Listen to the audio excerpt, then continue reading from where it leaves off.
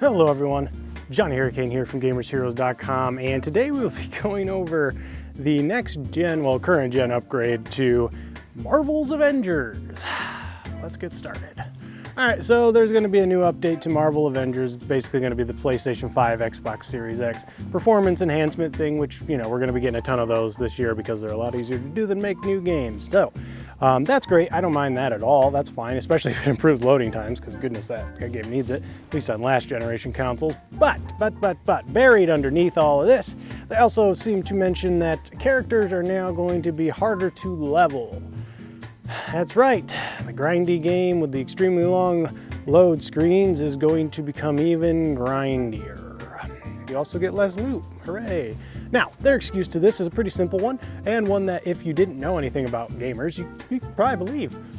It is to make sure that new players that come in aren't overwhelmed by the amount of skill points and skill trees and skills for all the characters. That way they can learn them and understand them better. See, I use that voice to like I'm speaking to you like you're a child, because that is what they are doing, basically calling us childs, because we're gamers and we're noobs. We don't know how to Google stuff and YouTube stuff, which, by the way, that's exactly what we do for every build, because we are meta slaves. We want to do the max damage. We want to have the best build, so we'll have someone else that already did it for us, and we'll use their build, and guess what? We'll do really well. That's how we do it, because it works, because we know how to use the internet. Now, that's a great excuse on paper, but realistically, it is, it's not the reason. So, what is the reason? Well, I'm sure you know the reason, right? It's because they don't have any actual new content to add, and they need to increase the amount of time you spend in the game. And this is an easy way to do so. Make it so it's harder to level characters. That means you have to do more content. So, ta-da, there's that. But a little bit deeper in this, there's a comment that mentions, well, if you want to level your characters, maybe you should get on before the update, and then you can level them up at the same rate you can now. Haha, here's the real kicker. So, I am an investor. I have plenty of stocks. I don't have any in Square, but I've something I've been doing for a while. And because of this, you'll know I mentioned fiscal year a lot. End of March is the end of fiscal. So, at the end of fiscal, generally, there is a lot of questions that have to be answered. And one of them is going to be, what's up with the player count in Marvel's Avengers? So, by saying we're about to make it harder to level, maybe you should level now in March. You do the math, right?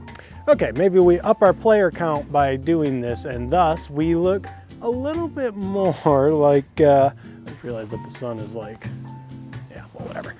We get our players to come back, and maybe we pull the wool over the eyes of some people and be like, yeah, no, look, our players are going up. It's going up for sure. Not gonna work long term. Probably, honestly, I'm not going back. I don't even think it's gonna work short term, but you never really know how it's gonna go. Point is, they need as many players as they can get, because I read, I want to say November, that the PC version was having some trouble. Like people couldn't find players or matches because there just wasn't enough players.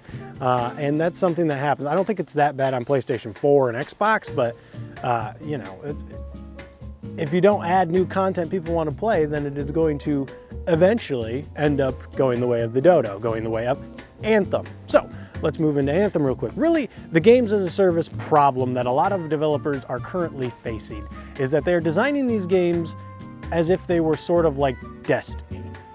Destiny was kind of one of the big first ones. I mean, you have like Warframe, obviously you have all sorts of MMOs and stuff that have done it before, but Destiny was kind of the first big one, right, that I can think of anyways.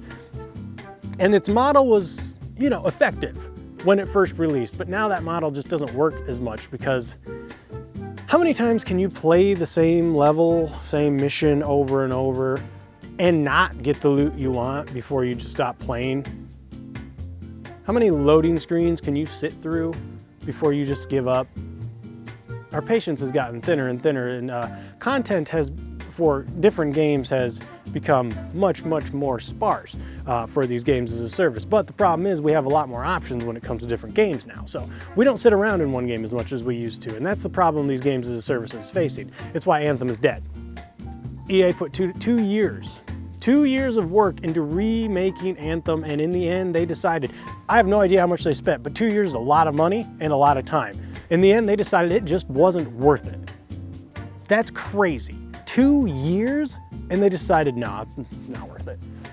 So how long is it going to take for Avengers to fix itself? Well, Unfortunately, the way these games are designed and made, it would require a complete rework to get rid of what, what the game is. And they just played it too safe, and I'm afraid, look, that game's gonna be around for a while just because it's a Marvel game, but it's not good. It's, yeah, they have a lot of work to do. Content should be coming much quicker. Characters should really be coming much quicker. The amount of characters they have and the amount of characters you can actually play, like in the universe, is absurd, and the amount of characters you can actually play is so small. It's very bizarre. But again, COVID has slowed things down. This is just a stopgap. I don't know. I think what games as a service really need to do, and some of them have figured it out. Division 2 is a good example of this. You need the open worldness, right? You need an open world where you and your buddies can go and explore, the co-op action shooter, where you guys can go and explore and you can, you know, do just kind of world mission types of thing, world events, things like that. And then you can also go and do the missions again if you want. That's the big problem. The end game always is the same in these games. Repeat old missions, repeat old zones, kill old enemies. That's the biggest problem. They need to figure out something for the end game that isn't just doing the same recycled content that you already did for 30 hours. And they just can't figure it out. This is why the open world part of Division 2 works out so well. I'm gonna give you a minor spoiler for Division 2. When you beat the game, when you beat the faction that you were trying to kill the entire time, a new faction appears. You know, they're just, it's not huge, but it's something. You got a new target to hunt, which is great. But yeah, that's where I think they need to go. They need to mix the open world and the instanced content. They really need to do that, because you want to move around in a world that seems like it's alive, right? With other players and stuff. Genshin Impact does this as well. I'm a big fan of Genshin. It's free to play, minus, you know, you have to buy characters, which, well, you could say you don't have to buy characters, but you do.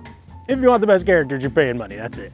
So, but the open world part of it, I spent probably about 80 to 100 hours exploring and having a great time. It's just, games as a service has got a problem. Outriders is a game that's coming out, it's got a demo out right now, that is kind of caught in the middle of this. I don't know how well it's going to do. The combat seems fine. Seems fun, actually. I really enjoyed the combat, but it's still a lot of instanced stuff, which means we're probably going to be done with it in about 3 days and then waiting for content for 2 months. The big problem is they just can't put out content quick enough. You look at a game like Fortnite, despite what you might think of Fortnite, it's updating constantly. And that's because that's really the only game they have to focus on. That's what happens when you're the biggest game in the world. You can do that. You look at other games, like, I think they put out a patch or a new patch every 2 or 3 weeks in Fortnite, which is pretty consistent. I think it used to be once a week, but I think with COVID things have slowed down. But other games, you know, they'll take 2 to 3 months, and that's just too long. At that point, we've already moved on to something else. So the solution, there really isn't a solution for Marvel's Avengers. It's gonna go the way of Anthem, I think. After a few years, they're just gonna pull the plug, and that's it. Because I don't think Square's satisfied, and I really don't think Disney is, so. Yep, it's unfortunate, but it is what it is. When you make a game that old, that feels and plays that old, that's what's gonna happen. All right, that'll do it for me. If you liked what you saw, got what you needed, like, comment, subscribe. See you guys in the next video. Later, Gators.